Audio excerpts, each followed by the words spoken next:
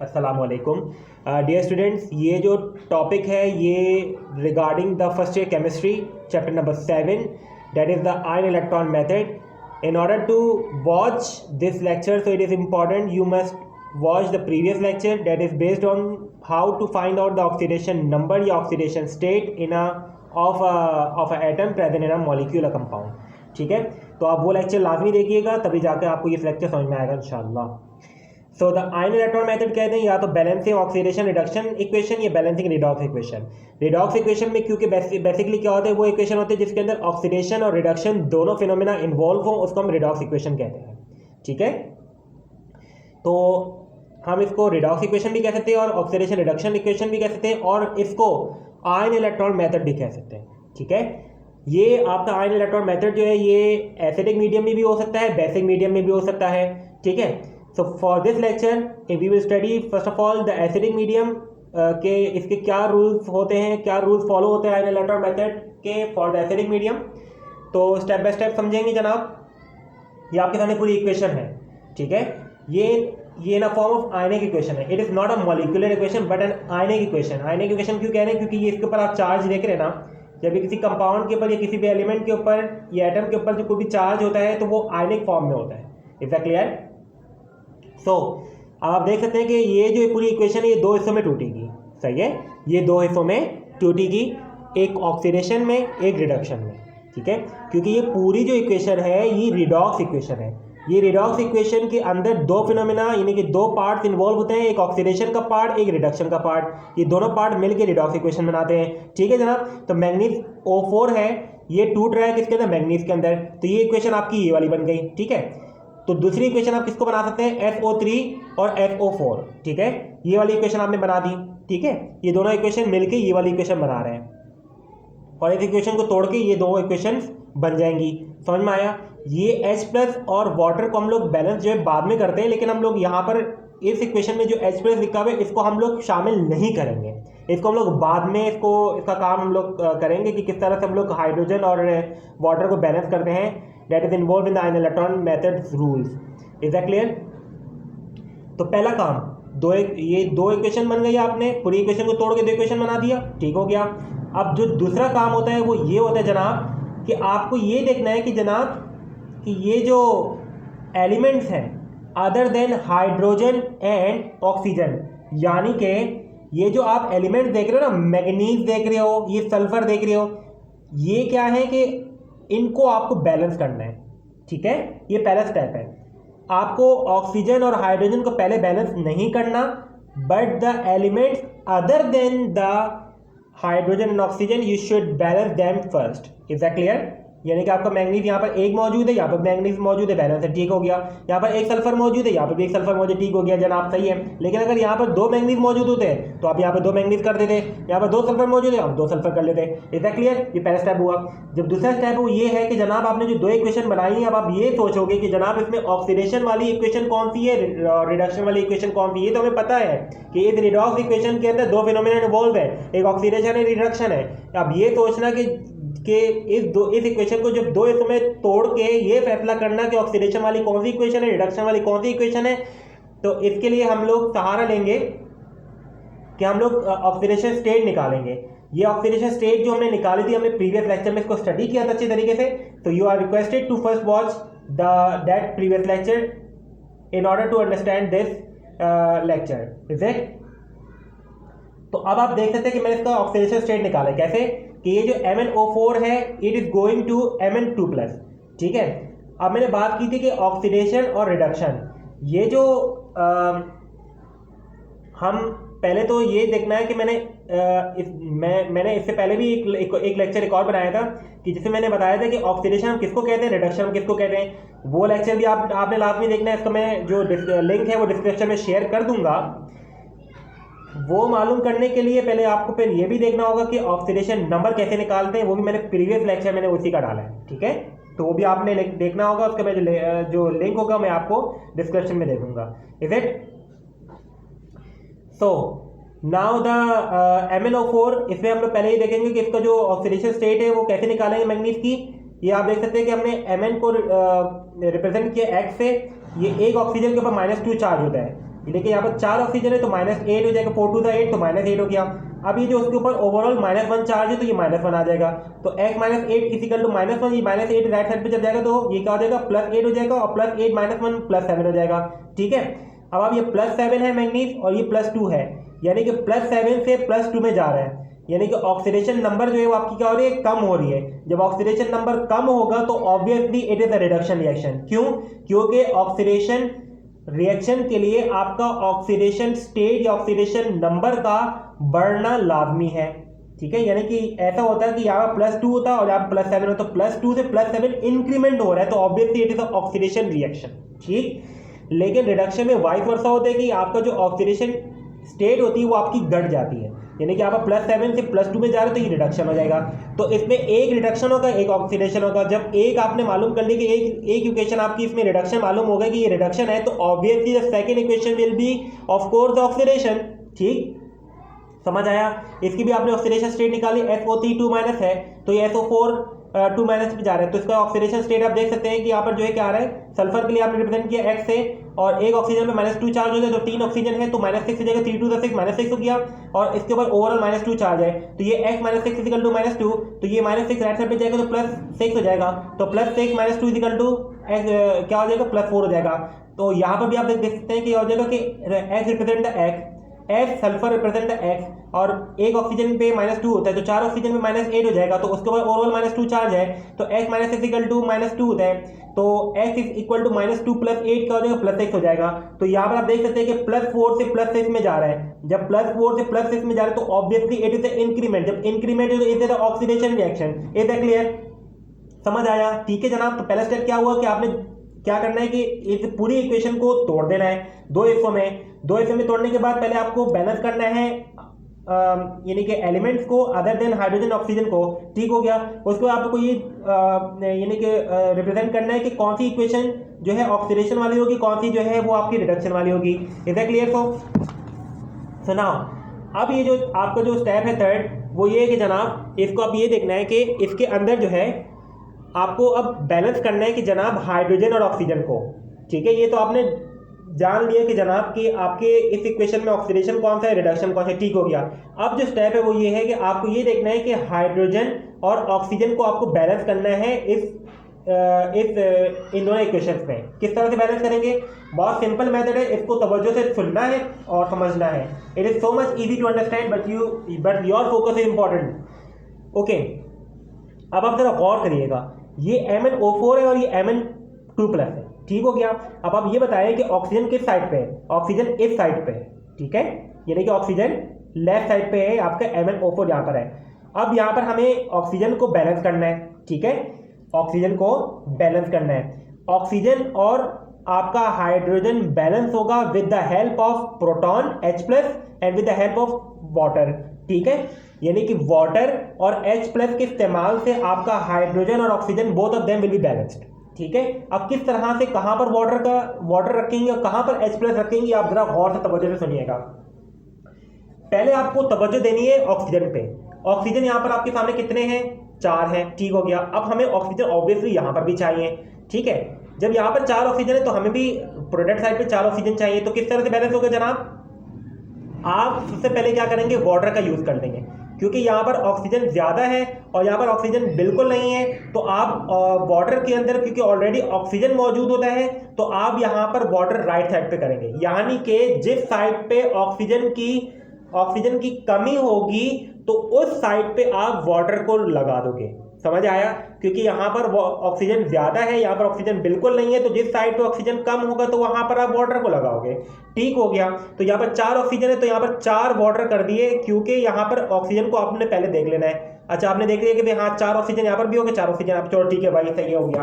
अब हम लोग के आगे क्या करना होगा कि ये जो हो गया, अब हमने देखना है कि जनाब ये तो ऑक्सीजन बैलेंस होगी, लेकिन आप देख सकते हैं कि यहाँ पर आपका जो है हाइड्रोजन 8 है। जब यहाँ पर 8 हाइड्रोजन है तो हमें ऑब्वियसली दोनों साइड पे हाइड्रोजन को बैलेंस करने, जैसे ऑक्सीजन को बैलेंस किया तो आप यहाँ पर भी हाइड्रोजन को बैलेंस करोगे in a form of by using the H+। तो जब यहाँ पर 4 टू द 8 होता है, 4 टू द 8 तो 8 हाइड्रोजन है, तो यहाँ पर भी आपको 8 हाइड्रोजन लगाना होंगे इन the form of the H+। तो आपने यहाँ पर 8 H+ कर दिया। ठीक हो गया जनाब, समझ में आया? क्लियर हुआ? सो नाउ यहाँ पर भी आप देख सकते हो कि जनाब ये SO4 है और यहाँ पर SO3 है। मैंने आपको बताया कि जिस साइड पे ऑक्सीजन की कमी होगी वहाँ पर आपको वाटर लगाना होगा। यहाँ पर ऑक्सीजन की कमी है, यहाँ पर 3 ऑक्सीजन, यहाँ पर 4 ऑक्सीजन, यहाँ पर 3 ऑक्सीजन, तो यहाँ पर वाटर को आपको ऐड करना होगा। तो जब यहाँ पर 4 ऑक्सीजन है तो obviously you should make the oxygen balance here also, सही है। तो यहाँ पर 4 ऑक्सीजन, तो यहाँ पर भी 4 ऑक्सीजन होने चाहिए। तो यहाँ पर 3 है, तो आपको यहाँ पर वाटर लगाकर ऑक्सीजन को बैलेंस कर दिया। तो एक ऑक्सीजन वाटर का हो गया और 3 ऑक्सीजन इसके हो गए, तो 3 + 1 4, तो 4 ऑक्सीजन दोनों तरफ बैलेंस हो गए।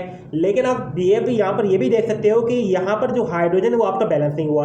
तो हाइड्रोजन को बैलेंस करने के लिए क्या करना होगा कि यहाँ पर H2 है, तो यहाँ पर आपको H+ लगाना होगा in the form of in order to balance the hydrogen, ठीक है। तो यहाँ पर आपको H+ यहाँ पर लगा दिया। तो कितने H+ लगाओगे, जब यहाँ पर 2 H2 हैं तो यहाँ पर 2 H+ लगा दिए।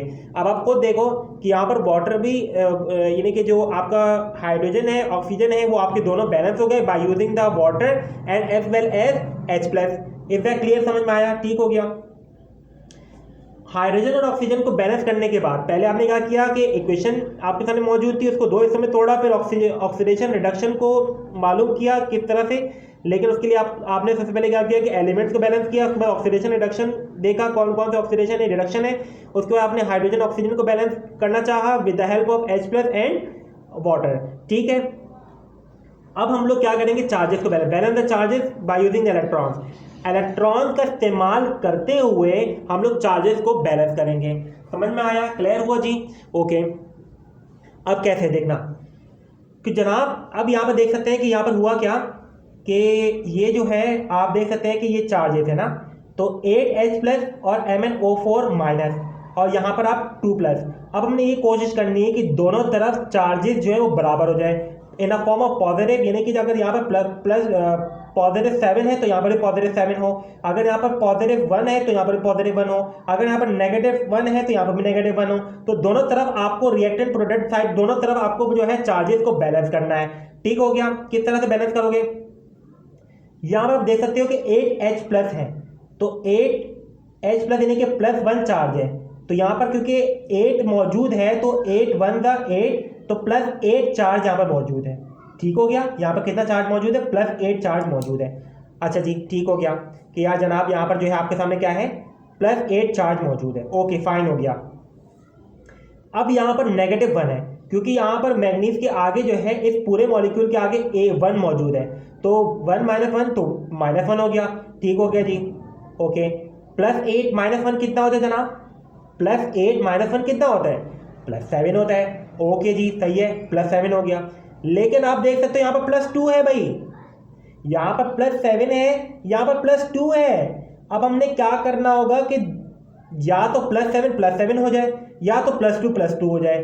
ठीक है, अब आप खुद सोचना, मैं आपको भी एक ट्रिक बताऊंगा कि ये बात याद रखना कि अगर तो किसी भी इक्वेशन के आगे हमने लिखा हुआ है कि वो ऑक्सीडेशन है, तो ऑक्सीडेशन क्या चीज है, it is the loss of electron, it is what, it is the loss of electron. और जबकि रिडक्शन क्या चीज है, it is the gain of electron. यानी कि अगर तो कोई इक्वेशन ऑक्सीडेशन है, लेकिन ये वाली जो इक्वेशन थी ये रिडक्शन थी, ठीक है, ये वाली इक्वेशन क्या है, रिडक्शन वाली है, और नीचे वाली जो इक्वेशन ये ऑक्सीडेशन की है।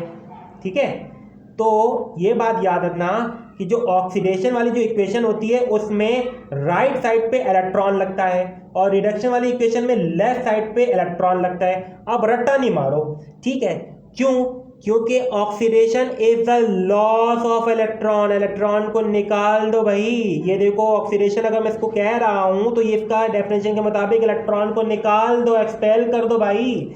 तो राइट साइड पे आएगा ना कि एरोस का मतलब कि यहाँ से इलेक्ट्रॉन को निकाल दो, तो इसलिए यहाँ पर इलेक्ट्रॉन राइट साइड पे आया है, इसलिए ऑक्सीडेशन रिएक्शन है। जबकि रिडक्शन में इसका वाइस वर्सा कर दो कि it is the gain of electron, electron को हासिल कर लो, तो इसलिए यहाँ पर रिएक्टेंट साइड पे इलेक्ट्रॉन आया है।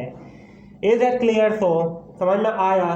तो अब आप खुद सोचो, अब आपके लिए आसानी हो गई कि मैंने जो पहली इक्वेशन है ये रिडक्शन वाली है, तो आपको ऑब्वियस है कि आपका जो इलेक्ट्रॉन आएगा वो रिएक्टेंट साइड पे आएगा। Is that clear? समझ में आया? अच्छा जी, अब चार्जेस को देखो, +8 - 1 +7 होता है। ओके जी, सही है, फाइन हो गया। अब यहाँ पर देखो +2 है, अब हमने कोशिश करनी है कि +2 + 2 हो जाए या तो +7 + 7 हो जाए। ठीक हो गया। अब सुनो, +7 और यहाँ पर भी +7, ऐसा पॉसिबल नहीं है। क्यों? क्योंकि मैंने इलेक्ट्रॉन लेफ्ट साइड पे लगानी है, यहाँ पर नेगेटिविटी आ रही है, यहाँ पर पॉजिटिविटी थोड़ी आ रही है कि मैं +7 कर दूंगा। तो only the possibility is to do the +2 क्योंकि यहाँ पर रिडक्शन है तो लॉस ऑफ इलेक्ट्रॉन, यहाँ पर नेगेटिविटी आ रही है, ये +7 घटेगा इलेक्ट्रॉन की मौजूदगी की वजह से। अब हमने क्या करना है कि +2 यहाँ पर है तो इसको भी +2 बनाना होगा। तो +2 कैसे बनाओगे? +7, अब मैथमेटिक्स का इस्तेमाल करो। यहाँ पर अगर मैं 5 नेगेटिव लगा दूं तो क्या हो जाएगा? +2 हो जाएगा, नहीं हो जाएगा? क्योंकि +7 - 5 +2 होता है, तो इसलिए हमें 5 इलेक्ट्रॉन लगा दिए। आई समझ में आया? Is that clear? ओके जनाब। अब सिमिलरली हियर, अब आप देख सकते हो कि ना जनाब कि यहाँ पर क्या है आपके सामने 2 माइनस, यहाँ पर -2 चार्ज है। ओके फाइन, कोई और चार्ज नजर आ रहा है यहाँ पर? नहीं, ठीक हो गया। अब आप जरा यहाँ पर देखो, यहाँ पर -2 चार्ज है। ओके फाइन, ठीक हो गया। लेकिन ऑब्वियसली यहाँ पर +2 चार्ज भी है क्योंकि यहाँ पर 2 हाइड्रोजन मौजूद हैं। तो ये 2 1 2, तो +2 चार्ज ये भी हो गया भाई। तो यहाँ पर -2 हो गया भाई, और यहाँ पर -2 हो गया भाई। तो आप खुद सोचो ना, ये +2 -2 कैंसिल हो जाएंगे, यहाँ पर 0 हो जाएगा, लेकिन यहाँ पर तो -2 बच गया ना। तो यहाँ पर -2 है तो यहाँ पर भी -2 हो। तो how can you balance it? In a form of the by using the electron. तो जब यहाँ पर -2 है तो ऑब्वियसली यहाँ पर उतने नेगेटिव लगा दो ताकि दोनों तरफ बैलेंस हो जाए। तो that's why we will include the यानी कि +2 इलेक्ट्रॉन। Is that clear? समझ में आया? तो यहाँ पर -2 था तो यहाँ पर हमने 2 इलेक्ट्रॉन लगा के दोनों तरफ बैलेंस कर दिया। क्यों? क्योंकि यहाँ पर -2 था, यहाँ पर +2 था, तो -2 +2 कैंसिल आउट हो गया, लेकिन यहाँ पर तो -2 मौजूद है ना। तो मैंने कहा था कि -2 यहाँ पर है तो यहाँ पर भी होना चाहिए। जब यहाँ पर होगा तो किस तरह से होगा कि यहाँ पर क्योंकि ऑक्सीडेशन रिएक्शन है तो लॉस ऑफ इलेक्ट्रॉन है, तो इलेक्ट्रॉन आपने उतने लगा दे, उतने नेगेटिव लगा दे जितने यहाँ पर थे। तो इन फॉर्म ऑफ आप इलेक्ट्रॉन लगा दो, 2 इलेक्ट्रॉन लगा दो। समझ में आया? Is that clear? ठीक है, ओके। चार्जेस बैलेंस हो गए भाई। ओके फाइन, हो गया। हाइड्रोजन ऑक्सीजन बैलेंस कर लिया, अब चार्जेस भी बैलेंस कर दिए। अब आपको क्या करना होगा जनाब कि अब आपको इन दोनों इक्वेशंस को एक इक्वेशन सिंपल पूरी वही, जैसे आपने पहले जो इक्वेशन जो सिंपल इक्वेशन थी जब आपने उसको 2 हिस्सों में तोड़ दिया, अब इन दोनों को मिलाकर वही पहली वाली इक्वेशन जो आपकी सिंपल थी ये वाली इक्वेशन बना दो। कैसे बनाओगे जनाब? इसके लिए आपका ज़रूरी है कि ये जो दोनों पट्टियां हैं ये भी पूरी बैलेंस हो और ये भी पूरी बैलेंस हो। सही है? ठीक है जनाब।